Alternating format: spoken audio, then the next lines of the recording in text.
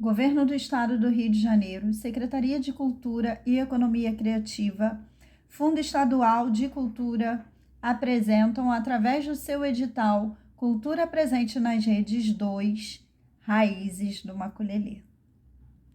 Maculelê, manifestação cultural afro-brasileira trazida pelos negros e recriado na diáspora pelos africanos aqui chegados, sequestrados da África.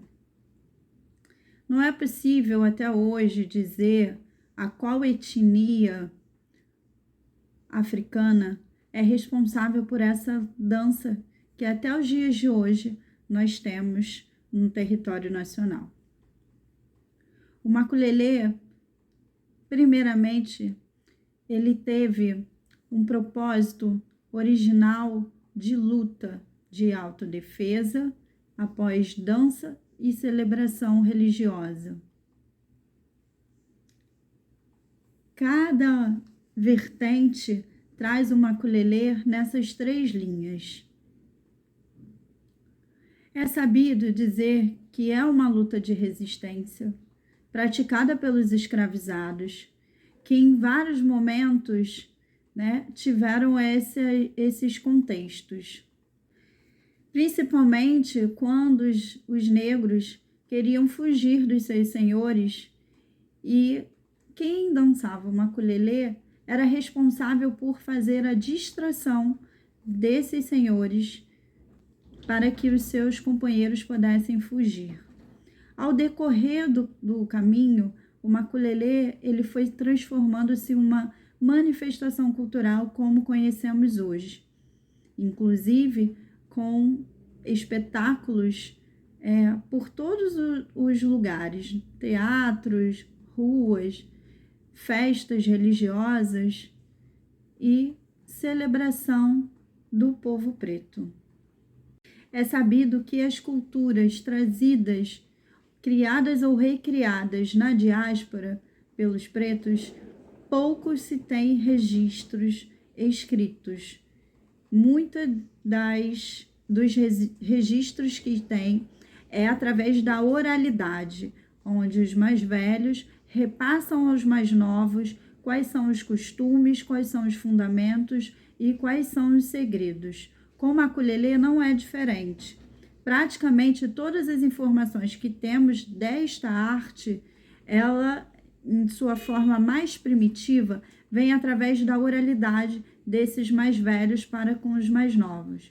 Porém, há alguns registros datados do ano de 1873, um dos primeiros escritos aí de obituários que se teve, que data o falecimento de Dona Raimunda Quitéria, que era uma senhora negra de 110 anos que varria, cuidava do espaço aonde se constituía a roda, onde se fazia a celebração do maculelê.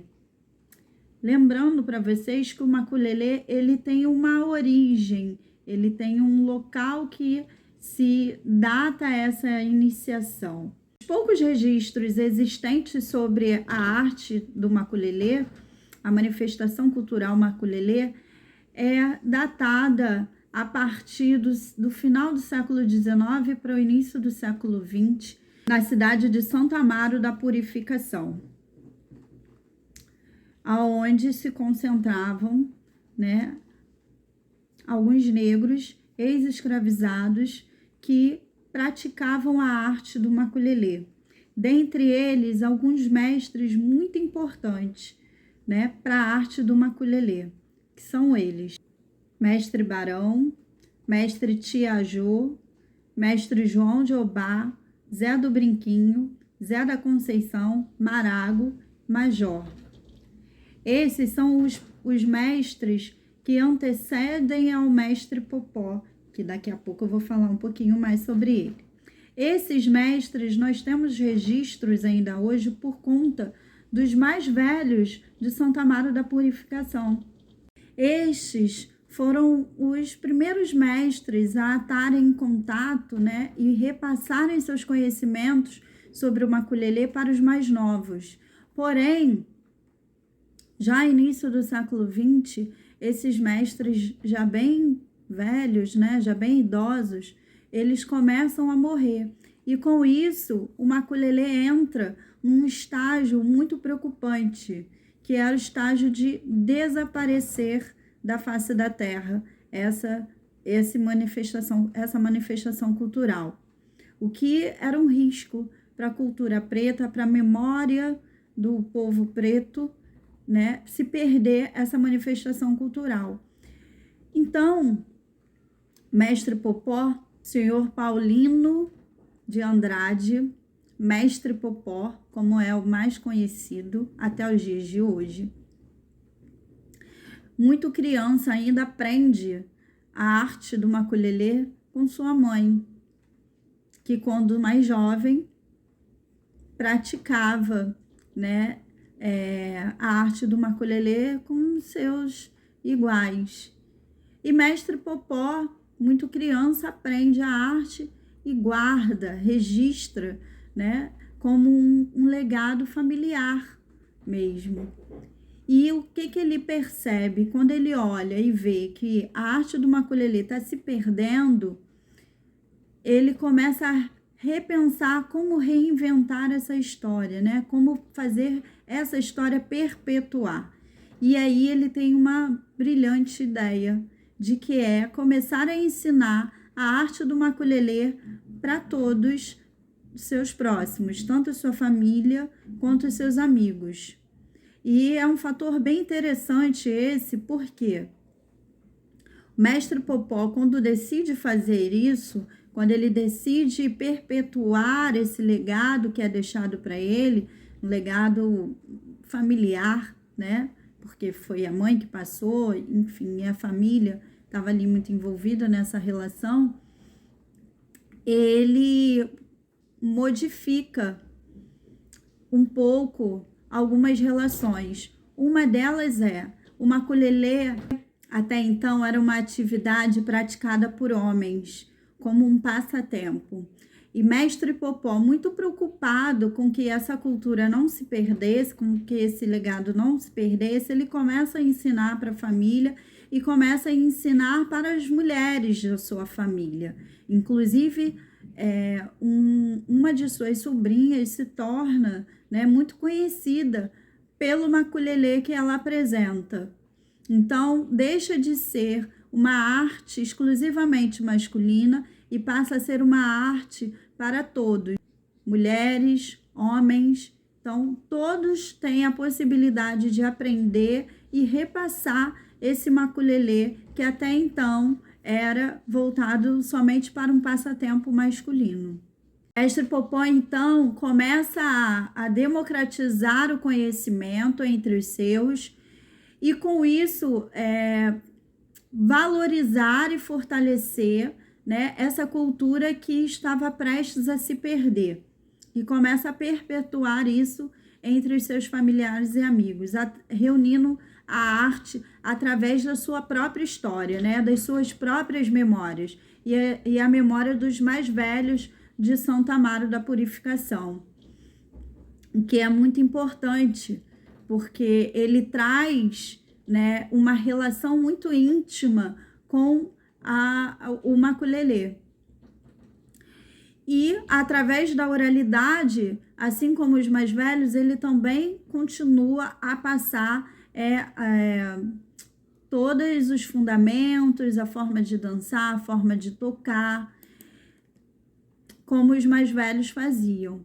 Porém, mestre Popó, por ter aprendido criança e, quando adulto, já não ter tantas lembranças, né, que o fizesse ser fidedignamente fiel ao que aprendeu, ele faz algumas modificações. Umas por ele realmente não conseguir lembrar, né, de tudo 100% como era, e outras por achar de bom tom, achar importante haver determinadas modificações para que o maculelê continuasse a reexistir, né, através dele e através dos deles. Então, Mestre Popó, uma das primeiras modificações que ele faz é em relação à musicalidade do maculelê, que ele utiliza-se de algumas músicas das religiões de matriz africana, em especial o candomblé, para adaptá-las para o maculelê. E aí, e alguns ritmos que antes existiam como ritmo de nego, era um toque, né, no atabaque, e que já não se vê mais, que já não se tem mais. Hoje em dia, né, modificou-se também um pouco, e hoje em dia é substituído pelo toque do Congo. Então, Mestre Popó introduz algumas músicas do candomblé, mas com a finalidade de fazer o maculelê, e introduz também alguns ritmos do candomblé também para fazer o maculelê. Um deles é o barra-vento, o congo e o ijexá, que até os dias de hoje são ritmos utilizados para se dançar o maculelê. Importante falar que, apesar dele ter feito adaptações de algumas canções, né, de algumas músicas de candomblé para o maculelê, isso não correlaciona, né, a religião de matriz africana com o maculelê, no que tange a dizer que o maculelê seja a própria religião de matriz africana. Não, eles são coexistentes, eles saem da mesma raiz, que são os homens e mulheres pretos que aqui foram trazidos, né, pelos colonizadores. Então, são negros, homens e mulheres, negras e negros, pretos e pretas, que precisam se reinventar nessa diáspora, e eles se reinventam da maneira com que eles conseguem, e essa é uma das formas, né, de transformar o que eles já tinham para o que eles precisam ter aqui na diáspora. Então, o fato da música ser tocada no candomblé e ser tocada também dentro do maculelê ou dentro da capoeira não faz dessas manifestações uma relação religiosa. Até porque dentro da religiosidade, né, dentro dos terreiros, vai se cantar de uma maneira, e dentro das manifestações culturais vai se cantar de outra maneira. Como é o exemplo de uma das músicas de maculelê, que o Mestre Popó modifica, né, a música para deixar ela especificamente voltada para o maculelê e não para as religiões de matriz africana. É importante também salientar que, com essas mudanças realizadas pelo Mestre Popó, a gente consegue ter essa manifestação como resistência até os dias de hoje.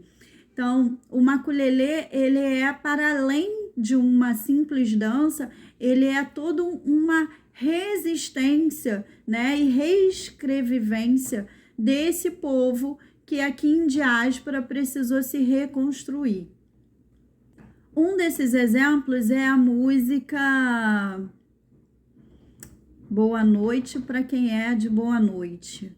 Dentro de um terreiro vai ser cantado de uma forma, e dentro do maculelê ela é cantada de uma outra versão. Inclusive, foi uma música modificada pelo Mestre Popó para ser utilizado especificamente dentro das rodas de maculelê. Então, boa noite para quem é de boa noite, ou bom dia para quem é de bom dia, a benção, meu papai, a benção, maculelê é o rei da valentia. Então, essa é um exemplo de música modificada para a arte do maculelê. Importante desmistificar essas relações para que as pessoas não tenham, né, nenhum tipo de preconceito para com a cultura afro-brasileira ao dizer que é de uma religião ou outra. Não, são culturas e são manifestações de um povo que é rico em cultura, rico em informação, rico em ritualística, rico em alegria, em movimento, em cultura, em história. Então, a gente precisa respeitar, mesmo que não consiga compreender. E esse vídeo aqui, essa aula, é justamente para isso, para desmistificar essas relações também.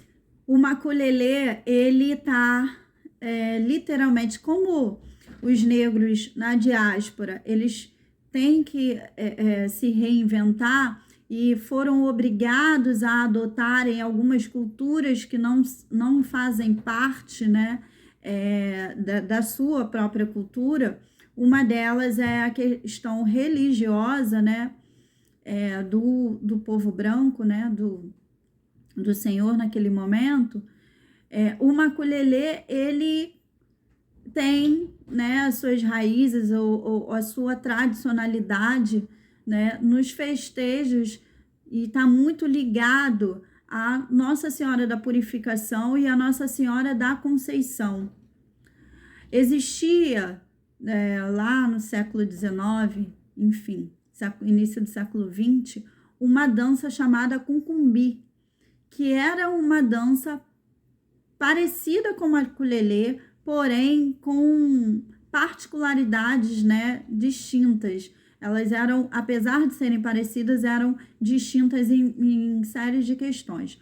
Uma dessas distinções era, o maculelê, ele é feito com bastões, com 2 bastões. Já o cuncumbi, ele não necessariamente não tinha essa obrigatoriedade de ser com bastões, né? Então, eles se pareciam, mas eles não eram necessariamente iguais ou semelhantes. Então, muito dos historiadores confunde ou coloca o maculelê sendo essa dança chamada cuncumbi, que já não existe mais, ela é uma dança extinta, né? Tem poucos registros também sobre essa dança. Então, alguns historiadores dizem que e fazem uma correlação como se fossem a mesma prática, né? O mesmo movimento cultural. Porém, não é. O maculelê é uma dança, o cuncumbi era outra dança, e elas eram distintas, apesar de serem parecidas. Então, isso é importante também salientar, né? Que o maculelê não era uma fragmentação da cuncumbi, nem o cuncumbi do maculelê, eram questões distintas. O maculelê é uma dança simples, né? Que faz aí um casamento entre o tambor, entre o atabaque, com o bastão e o ritmo corporal e o canto que está cantando naquele momento, daquela apresentação. As apresentações, elas são feitas a partir de uma teatralização, ou seja,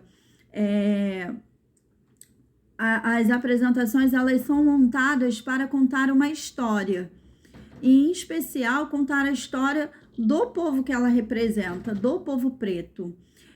Existe ainda muitos mitos em torno, como o maculelê ele não tem uma origem, né, determinada, fechada, não tem históricos descritos, né, em livros, em literaturas. É uma arte ainda muito passada pela questão da oralidade, então muitos mitos se tornou em torno do maculelê, né? Então tem algumas histórias que falam sobre a questão indígena, que o maculelê tem a sua originalidade, né, sua origem nos povos indígenas, outros que falam sobre o canavial, outros que falam sobre os negros, mas o que nós temos hoje ainda é essa relação, né, do povo negro em diáspora, que cria ou recria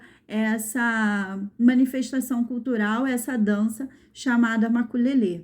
Então, ela é composta para comunicar, né? Comunicar uma história, comunicar um legado, comunicar uma relação anterior ao vivente no momento.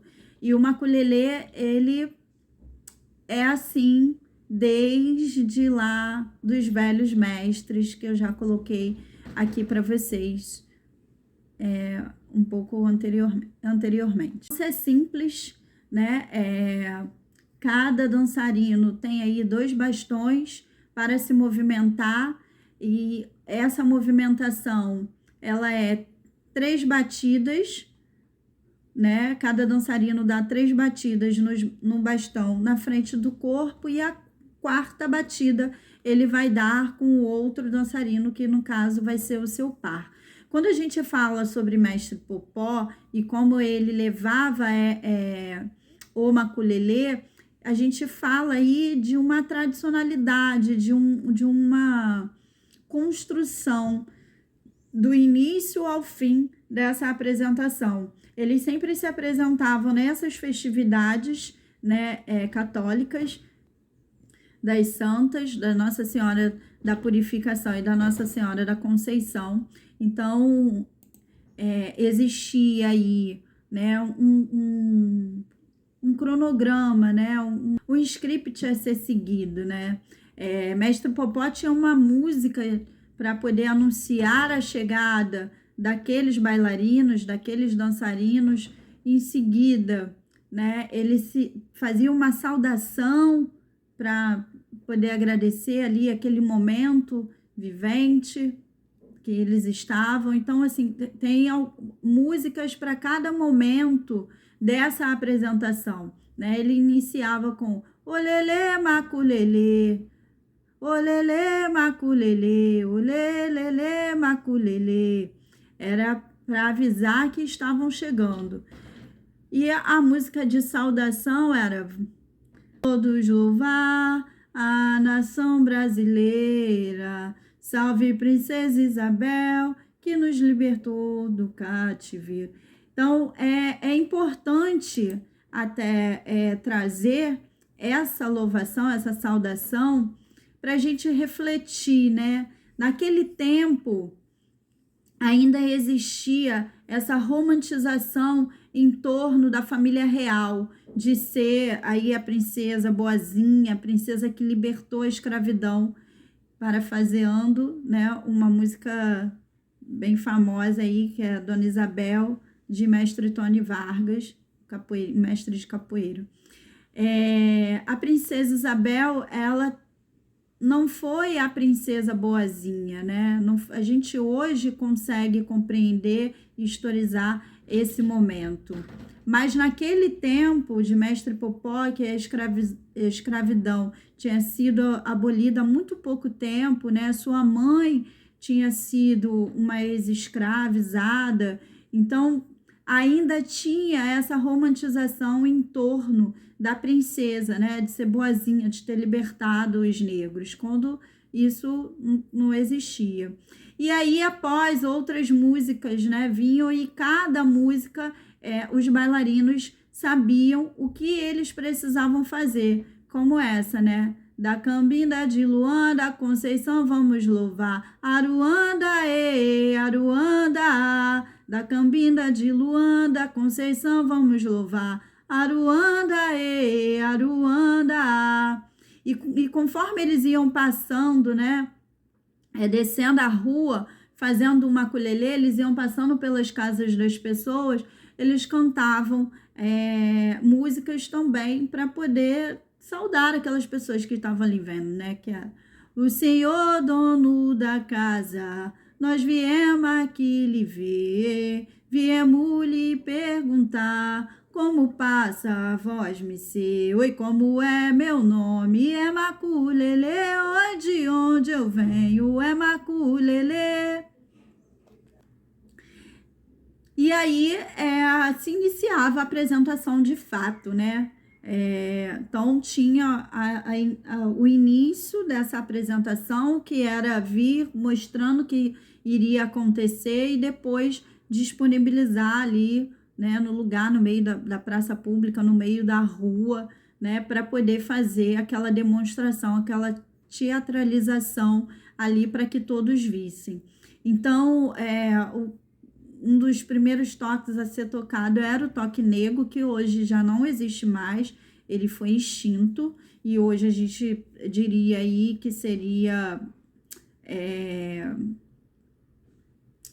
o toque de Congo, que vocês vão ver numa segunda aula, porque a gente vai fazer, né, e vai falar um pouco sobre esses toques, e o barra-vento e o jexá. Então, o Congo e o jexá eram toques mais calmos, né, toques mais para essa demonstração com menos, não sei se pode se dizer menos energia, mas mais tranquilidade. Já o barra-vento era um toque mais acelerado, que era para energia mesmo, e vamos para dentro, e é isso. Então, é sempre pelo comando do mestre, né? No caso do mestre Popó. Então, os bailarinos demonstravam as suas agilidades, né? Suas habilidades ao fazer uma ukulele. A bateria, naquele momento, era composta não só de atabaques,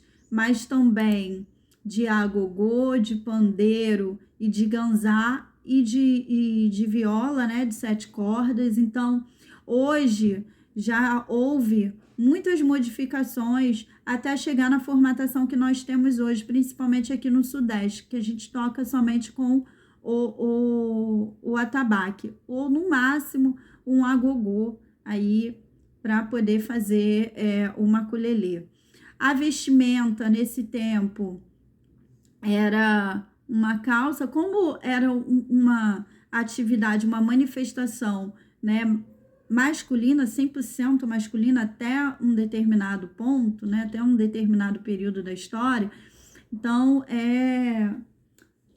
os bailarinos pintavam seu corpo, né, principalmente a região superior do corpo, né, uma calça pescador e descalços. Mestre Popó, ele modifica um pouco essa relação com um chapéu e um lenço vermelho no pescoço. Mestre Popó, ao modificar essa relação, ele modifica, coloca, né, os seus bailarinos de calça comprida, sapato, camisa, lenço no pescoço e chapéu. Então, assim, ele modifica, né, ele agrega outras relações, né, ele agrega outros componentes a essa vestimenta, mas ele não desconsidera o que já existia, no caso, lenço no pescoço e o chapéu na cabeça vermelho. Então, os bailarinos, eles se movimentavam com essa vestimenta. Uma das modificações que Mestre Popó também traz é a relação do arrecadar dinheiro, né, ou passar o chapéu.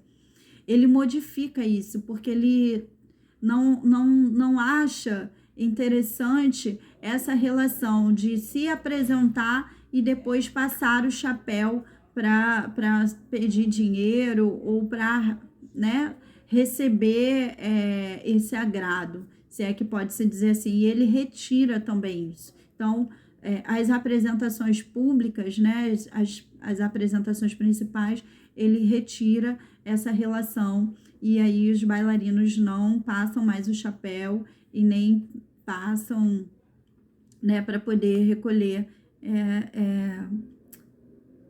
essas doações ou esses agrados, se é que pode se dizer assim. Ainda retornando para falar um pouco sobre a questão da música, né? Assim como na capoeira, as músicas do ukulele, elas também determinam o que está acontecendo naquele teatro, né? Naquela apresentação, naquela encenação. E tem uma música que marca especificamente essa correlação, né? Ou essa relação, que é a que fala da Jurema sagrada, né? A que fala da Jurema. Jurema é uma planta, pode-se dizer que é uma planta medicinal que tem aí, né, em seus componentes, tem aí um efeito alucinógeno, né, para quem já pôde experimentar. Ela é uma planta sagrada porque ela é utilizada tanto nas religiões de matriz africana como nos cultos indígenas. Então, uma das apresentações do Mestre Popó existia o personagem, né, ou a pessoa que era o vaqueiro, a personagem do vaqueiro. E esse vaqueiro, ele tinha um papel fundamental nessas apresentações, que era justamente de fazer esse teatro, né, de como que eles lutavam entre eles. Então, o vaqueiro entra em cena tentando laçar algum dos bailarinos e o mestre, no caso, na pessoa do Mestre Popó, vai ali tentar fazer essa defesa desses bailarinos. E aí, quando esse vaqueiro consegue laçar alguém, ele puxa esse alguém e esse alguém vai para o chão. E aí os demais, né, começam a cantar essa música. Você bebeu Jurema, você se embriagou na flor do mesmo pau. Você se levantou, você bebeu Jurema, você se embriagou, fazendo uma alusão àquele bailarino que foi capturado e foi para o chão, como se ele estivesse aí embriagado, como se ele estivesse aí entorpecido, né? E ele levanta, ainda nessa relação, esse vaqueiro amarra o pé esquerdo dele e ele precisa fazer a movimentação, precisa dançar num pé só.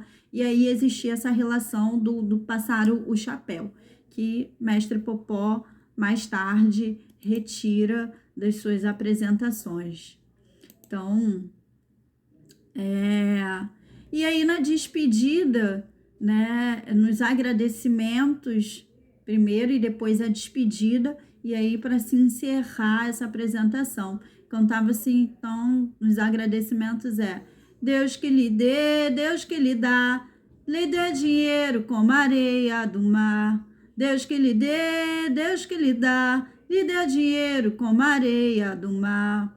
Isso é um agradecimento, né? Quando se passava o chapéu, cantava-se essa música para agradecer aquelas pessoas que estavam contribuindo com aquela apresentação, com aquela manifestação cultural ali. E na despedida, né, eles cantavam a seguinte música: ao povo dessa cidade, adeus madrugada, nós vamos levar saudade quando for embora. Olê, todo mundo chora, olê, todo mundo chora. Então, para cada momento da apresentação, tem um canto, tem um falar, tem um movimentar-se, né, que caracteriza especificamente o que aquelas pessoas querem comunicar para o público que estão vendo. Que está vendo. Importante também trazer aí alguns outros maculelês, né, que eram feitos nesse período, que hoje, ao meu ver, se unem, né, todos esses maculelês num só. O maculelê feito por Mestre Popó era um maculelê feito por bastões de madeira. Já o maculelê da cana, ele era, no lugar da madeira, era utilizado a cana para poder fazer. E esse maculelê era feito especificamente nos campos de cana-de-açúcar. E também tinha toda uma teatralização para ele poder existir, para ele poder fazer, né?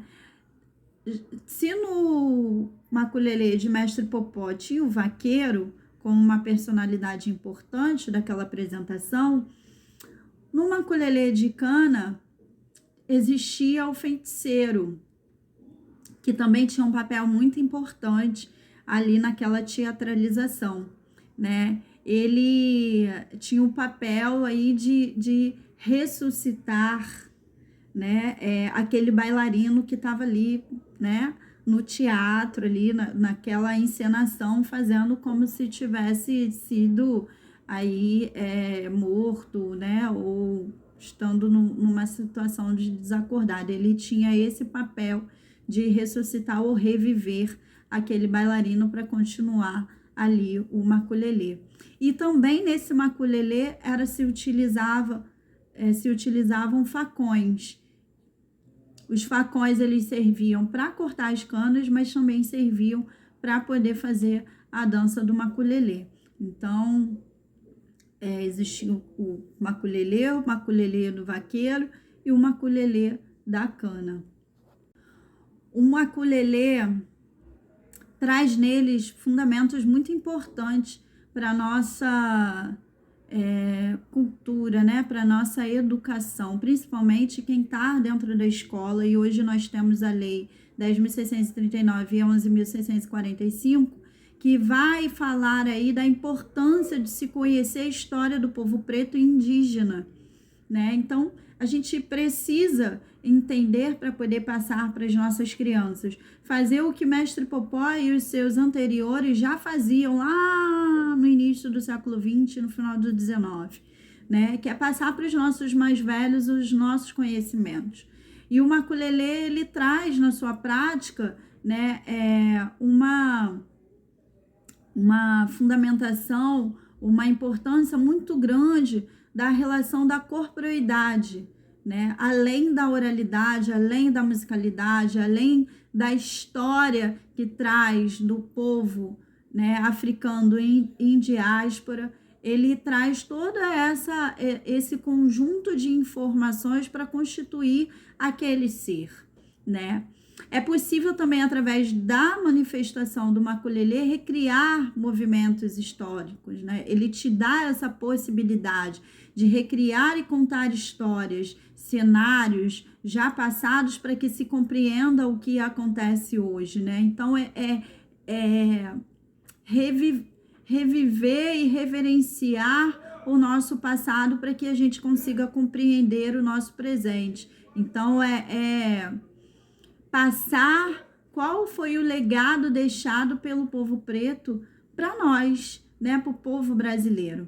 Então, assim a gente consegue também reconectar a nossa ancestralidade através desses diálogos, né, através principalmente dos diálogos corporais, porque o maculelê, ele é uma atividade conjunta, porém ele trabalha a nossa subjetividade, né? Ele trabalha a nossa individualidade, porque eu vou fazer a atividade com outro, com um par, mas antes de eu fazer com esse par, eu já estou fazendo eu comigo mesma.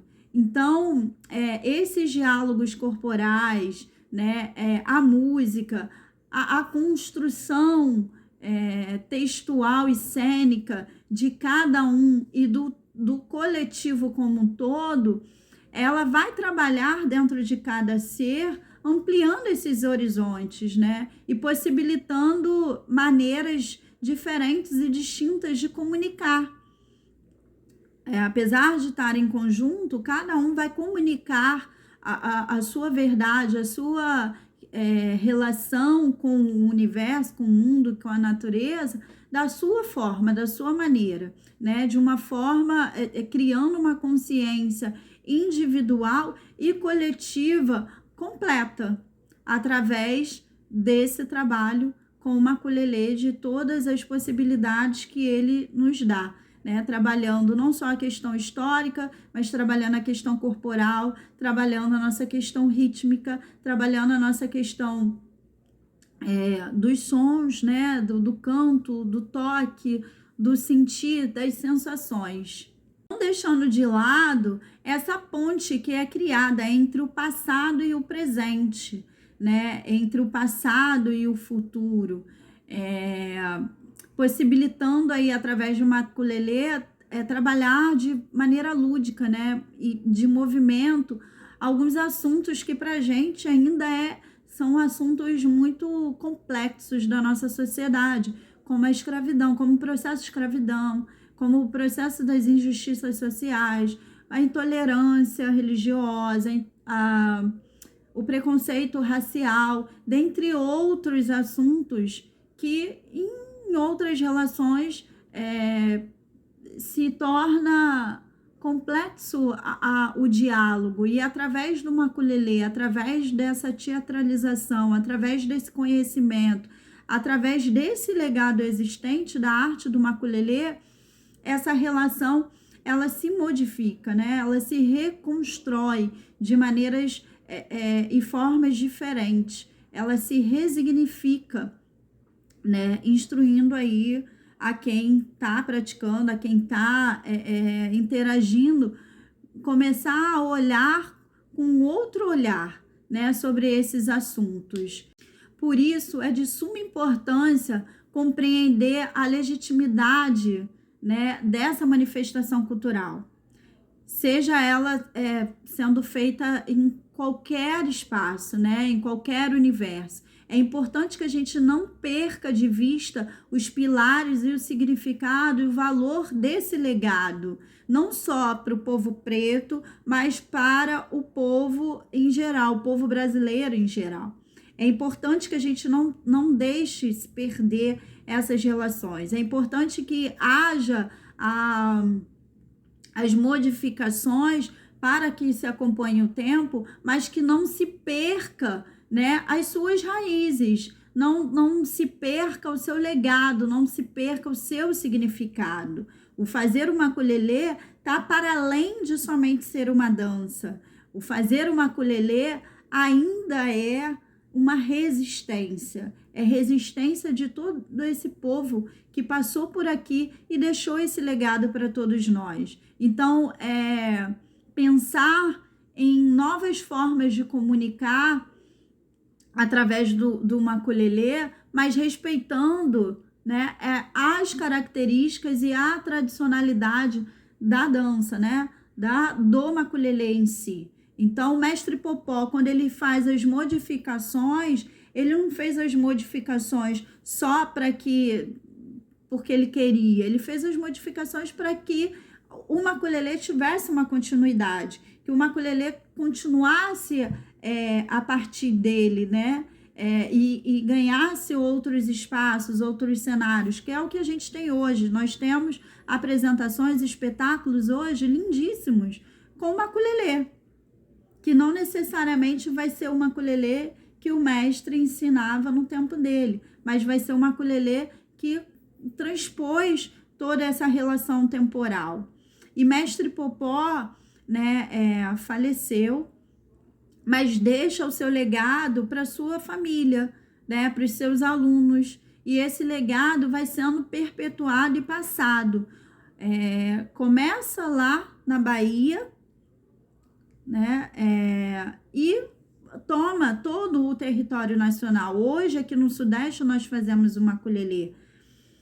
É possível que não seja 100% igual ao que acontece na Bahia, ou o que acontece no Paraná, ou enfim, mas cada um tem aí o seu ukulele, a sua manifestação cultural a partir dessa dança primária que é o ukulele que mestre Popó brilhantemente deixou para todos nós.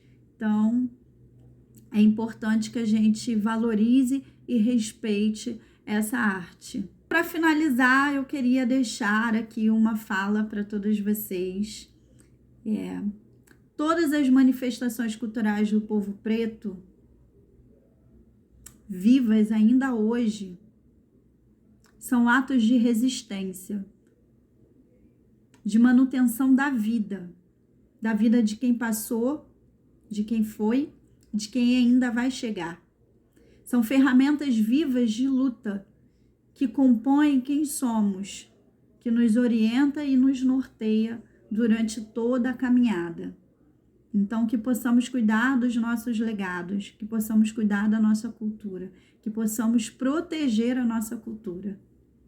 Cultura preta, que nasceu com os nossos. Axé. Agradeço aqui ao governo do estado do Rio de Janeiro à Secretaria de Cultura e Economia Criativa, ao Fundo Estadual de Cultura, por possibilitar, passar e transmitir esse conteúdo a todos vocês, através do edital Cultura Presente na Rede 2. Muito obrigada, axé.